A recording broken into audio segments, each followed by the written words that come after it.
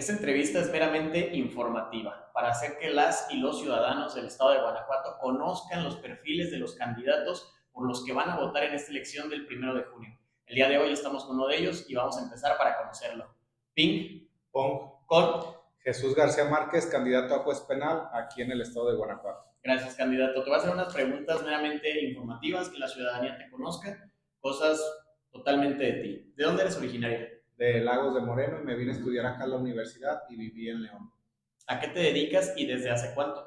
Soy litigante, actualmente soy defensor público federal y desde el 2014 que ingresé al litigio penal en la Fiscalía General de la República en el estado de Guanajuato. Okay. ¿Cuántos años has trabajado en el Poder Judicial de Guanajuato? No he trabajado en el Poder Judicial de Guanajuato. ¿Qué te inspiró a querer ser juez penal? Sí, tomar decisiones que puedan transformar de manera adecuada, sensible y empática el rumbo de las personas que acuden a la justicia.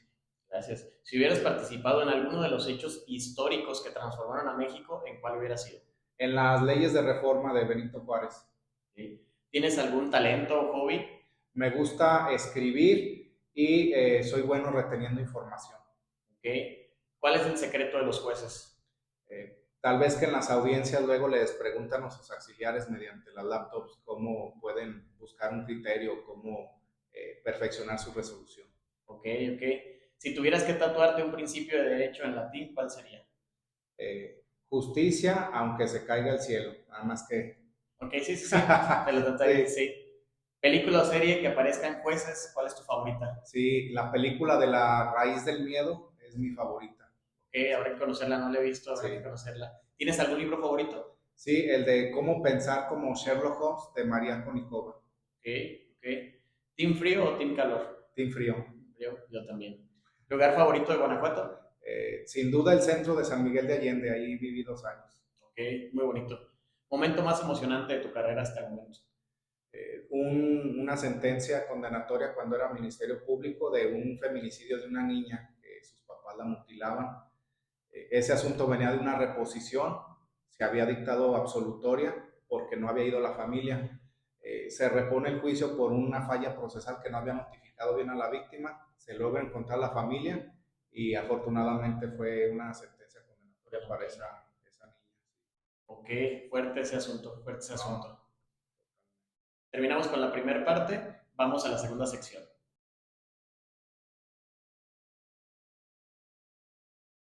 Para la segunda sección denominada Bajo protesta de decir verdad, le vamos a hacer unas preguntas, candidatos. Son preguntas un poco más específicas, más atendiendo al conocimiento que usted ya tiene, para que nos vaya explicando un poco de qué es lo que va a hacer el día de mañana si es que llegas a ganar la candidatura, qué es lo que vas a hacer y cómo te vas a desempeñar en ese puesto de juez penal.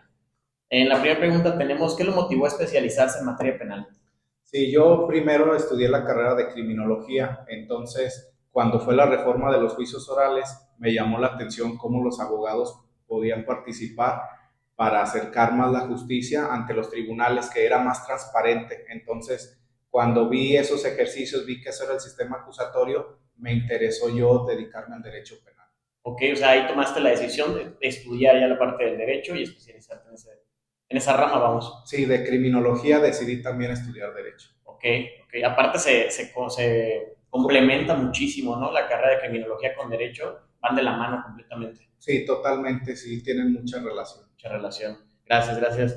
¿Cómo se prepara y actualiza para mantenerse a la vanguardia, para intentar llegar a este puesto de juez? Es un hábito, yo les diría que es un hábito, no es algo que quiera hacer uno de la noche a la mañana, y desde que uno está en la carrera despierta esa pasión para estar estudiando, sobre todo la lectura o los cursos en línea que te permiten estudiar en tus momentos libres, que como juez penal seguramente van a ser pocos. Van a ser pocos, Van a tienen ser una pocos. carga increíble de trabajo y es a lo que se va. Pero lo Sí, bueno es que conoces ya ese sistema y cómo se maneja, lo llevas muy de cerca por el puesto que desempeñas actualmente, entonces conoces a lo que te vas a enfrentar si llegas a ganar. claro que sí, más en Guanajuato, pero se tiene experiencia y el compromiso de trabajar aún y con esas cargas de Sí, trabajo. tienes esa disposición, eso es bueno. Tienen que saber que si llegan a ganar este tipo de puestos, a lo que se van a enfrentar y no hacerlo por otras situaciones, sino meramente por el desempeño y el trabajo que van a hacer. Sí, totalmente, es una demanda muy, muy grande, pero bueno, estamos preparados. para su dispuestos. sí. Qué bueno, candidato. Comparta un caso complejo o complicado que te tocó llevar tú como defensor o ministerio público en los lugares en que has estado. Sí, justamente en San Miguel de Allende, en el año 2022, cuando se estaba llevando la feria, un concierto de Julián Álvarez, igual ustedes lo pueden consultar la noticia, hubo un robo masivo de teléfonos celulares. ¿Por qué lo digo complejo? Porque se realizó entre varias personas que venían de fuera, si no me parece, del Estado de México. Entonces estas personas participaron en conjunto, cartereaban, aventaban a las personas y se pasaban los teléfonos. Entonces se tuvo que acreditar la coautoría, un tema de reparto de funciones, de cómo es que se involucraban estas personas, a pesar de no haberles encontrado los teléfonos, se logró la vinculación al proceso y terminó en un acuerdo reparatorio. Entonces fueron más de 70 víctimas y pues se llegó a un acuerdo. Incluso todavía quedaron algunas fuera que no alcanzaron a acreditar bien, pero fue importante ese asunto para delimitar cómo el tema de la coautoría. Sí, pues, exacto, señalar cómo es que cada quien tuvo esa participación, porque la coautoría te habla de eso, ¿no? De la participación que tienen las diversas personas que están dentro del hecho señalado como delito. Exactamente, entonces fue un reto ese asunto. Ok, sí, interesante y bastante trabajoso, me supongo. Sí. Como cuarta pregunta, ¿cómo manejas la presión en casos de alto impacto delicados que te haya tocado llevar?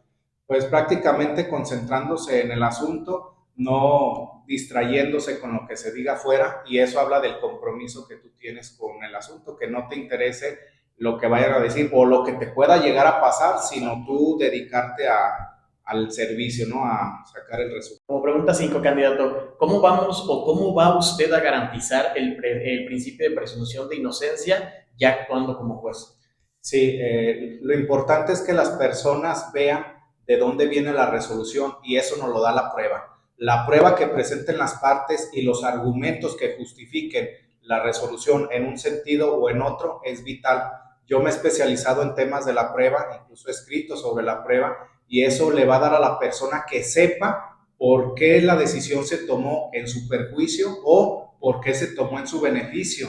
Y eso lo va a dar la prueba. Sabes que hay esta prueba que demuestra esta situación o hay esta prueba que no demuestra esta situación. Es la transparencia que nos va a dar la prueba y los argumentos sobre la prueba. De ahí nace todo para tener esa presunción de inocencia o no. Sí, así es. La prueba es la que va a determinar si subsiste o no la presunción de inocencia con base en la solidez de la prueba. Ok. ¿Qué criterios utilizarías tú para resolver sobre la legalidad de una detención en una audiencia inicial? Sí, bueno, hay dos doctrinas que se relacionan mucho, son jurisprudencias que ya ha emitido la Suprema Corte, que es la de los niveles de contacto, que son 3, y la de los controles preventivos provisionales, que son 2, uno en grado mayor. Como pregunta 7, candidato, ¿cómo, ya estando como juez, cómo incorporarías tú el enfoque de derechos humanos en tu quehacer diario? Sí, bueno, es muy importante tener como base la dignidad y que todo proceso y procedimiento tiene un respeto a la dignidad humana y a un derecho a tutelar. Por ejemplo, en la toma de muestra debemos de respetar la integridad física de las personas. Hay que verificar si se respetaron esos procedimientos, si no hubo un exceso y, por ejemplo, si se va a usar el uso de la fuerza, especificar en qué sentido sería. Y si aún así no es posible, pues no se tendría por qué vulnerar una integridad física a costa de otro proceso. Ahí tendríamos que entrar en un tema de ponderación, pero la principal característica es identificar qué derecho está resguardado de cada proceso. Claro, no puede hacer un lado el derecho humano de esta persona por llevar este proceso adelante o sacarlo adelante. Exactamente. Ok. ¿Qué elementos tomarías en cuenta para juzgar con perspectiva de género en delitos como violencia familiar o feminicidio? Sí, pues prácticamente lo que ya ha dicho la Corte en tema de perspectiva de género, que es analizar el contexto, analizar las relaciones de poder a las que pudiera estar sometida la víctima, analizar si hay estereotipos, si hay algún tipo de sesgo en esa situación que se está presentando, y pues es seguir los 6 criterios que ya estableció la Corte en tema de perspectiva de género. Ok, criterios que ya existen y básicamente Sí. están marcando el camino para tu ponderación y el qué hacer. Sí, no salirnos de esos criterios ya establecidos. Ok. ¿Cómo garantizarías, ya estando en este puesto? ¿Cómo garantizarías el derecho a una defensa adecuada, sobre todo para personas en condiciones de vulnerabilidad? Sí, primeramente también verificar que el defensor o defensora que esté con este tipo de personas pues tenga ese conocimiento mínimo básico necesario, y durante el desarrollo de la audiencia se puede advertir si está haciendo una adecuada defensa o no. Ok. Candidato, pregunta difícil para todos los que ejercemos el derecho, tanto los jueces, Ministerio Público, defensores públicos particulares, abogados por fuera, litigantes. ¿Prisión preventiva oficiosa, sí o no? Sí, actualmente nosotros debemos de respetar lo que establece la Constitución y los criterios que han establecido la Corte. Si llega a cambiar ese criterio, lo aplicarían. Yo no estoy de acuerdo, pero tenemos que respetar la ley. Sin embargo, el hecho de que sean delitos de prisión preventiva, considero que hay una exigencia en elevar el estándar de prueba para emitir una vinculación a proceso. Si te están llevando un delito por prisión preventiva oficiosa, tendrías que ser más exigente para emitir una vinculación a proceso. Hay que compensar una restricción con una exigencia. En este caso, si vas a vincular, pues pon más exigente, porque le va a implicar una prisión preventiva directa. Sí, directa, sin esa justificación de... Exacto. Ok. ¿Has enfrentado situaciones donde se haya puesto a prueba lo que vas a hacer o el cómo te vas a desempeñar, ya sea como Ministerio Público o como defensor público? No, hasta ahorita, gracias a Dios, no me he enfrentado a esa situación. A ninguna situación así. Es bueno. ¿Qué límites estableces en una relación o en ese sentido en tu actuar? Ahorita, en la actualidad, como defensor público, ¿qué límites estableces de poderte acercar con un ministerio público para resolver algún asunto? ¿Y qué límites establecerías el día de mañana si es que llegas a tener a ganar esta elección y llegas a desempeñarte como juez? Ese límite para no verse en tu situación y en qué vas a definir tú el día de mañana. Sí, sobre todo en no hablar del fondo del asunto. O sea, el fondo del asunto, ese es de cada quien, es un respeto a la persona que representas y a lo que resuelves en tu independencia. Puedes hablar de otras cuestiones, tal vez de si se va a tardar la audiencia, si se va a debatir, pero el fondo, ese cada quien lo va a saber hasta el momento de la audiencia, ¿no? De resolver o de argumentar. Entonces, el fondo del asunto, pienso que eso no se toca. Lo demás sí se puede hablar respecto a ajustar tiempos, respecto a agilizar las audiencias o llegar a un punto adecuado, pero sin inmiscuirse en el fondo del asunto. Eso sí. Sin llevar a, oye, te voy a llevar esta prueba, oye, eso no se puede tocar, no. Tiene que hacer con objetividad del desempeño. Así es. Ok. A raíz de esta reforma del Poder Judicial, para democratizarlo, lo llaman así, ¿cómo se entiende o cómo se debe de entender esa independencia judicial? La independencia la tiene la ley. Tú te basas en lo que dice la Constitución, en el Código Nacional, en los reglamentos, en las jurisprudencias. Tú te apegas al marco de derecho y sobre todo a tus decisiones, que defiendas tus decisiones. Debemos de ser valientes para que se establezca esa independencia, que no estamos a los intereses de ningún otro poder ni de ningún interés, sino simplemente de lo que marca la ley y sobre todo de las personas que acuden a clamar justicia. Claro. Ok. ¿Qué aportarías tú al sistema penal acusatorio dentro de un juzgado aquí en la justicia penal en Guanajuato, desde tu experiencia? Justamente mi experiencia, que yo he estado con víctimas y que yo he estado con personas que se les ha acusado de un delito. Entonces, alguien que viene del campo de batalla ahora podría estar del lado del juez, y ya con esa experiencia, esa cercanía que se tiene, pues eso lo aportaría para enriquecerlo. Ok. Sí, porque a ti te ha tocado llevar el tema de víctimas, o sea, ser representante de la víctima para llevar ese intento de tener justicia, pero también te ha tocado llevar ese intento de tener justicia a la persona que se le está imputando un delito. Entonces ahora te va a tocar a ti estar de aquel lado, ver cómo se desempeñan las dos partes y tomar una decisión. Exactamente. Ok, es buena esa experiencia que vas a llevar. Atendiendo a esa experiencia, ¿cuántas audiencias de juicio oral has llevado en tu carrera? Fácilmente más de 60 audiencias. Ok, son bastantes, sí. Bastantes. Ya en audiencia, que te ha tocado estar en los dos lados, lo hemos repetido en ese sentido, ¿nos podrías hablar un poco ya más de ese expertise, de ese desempeño dentro de cómo se incorpora una prueba material en un juicio oral? Sí, primeramente el testigo tiene que hacer referencia a ese objeto material, lo tiene que describir y tiene que decir por qué reconocería ese objeto. Una vez que ha establecido esta situación, se pide autorización para ponérselo a la vista del testigo, preguntarle, ¿este es el objeto que tú habías dicho? Sí, ¿por qué lo reconoce? Una vez que lo reconoce, ya puedes interactuar con el objeto a través de preguntas y proyectarlo al evidenciador o simplemente mostrarlo. Entonces, prácticamente es dar cuenta de él, que lo reconozca, que lo autentique, correr traslado a la contraparte y sería prácticamente a grosso modo la forma sí, de incorporarlo ya a juicio para que valga como prueba. Sí, que hasta tiene una lógica, ¿no? De que el juez sepa de qué se va a hablar, si ese objeto es el que dijo el testigo, ¿no? Entonces es como, a ver, demuéstrame que ese objeto es el que está hablando el testigo. Claro, dicen el derecho es muy lógico. Sí, exactamente. Es muy lógico. Atendiendo igual de esta manera, ¿cómo desahogas a un testigo en un juicio oral? A través de preguntas abiertas. Puras preguntas abiertas con ese testigo. Ok. ¿Cómo y qué requisitos debe mostrar ese testigo para que tú, estando en este lado, puedas solicitar al juez que lo marque como testigo hostil? Sí, principalmente que no responda lo que le estás preguntando y que sea o pueda ser evasivo. ¿Y qué quiere decir esto? Bueno, no debemos de confundir la falta de pericia del que le está preguntando con que es un testigo hostil.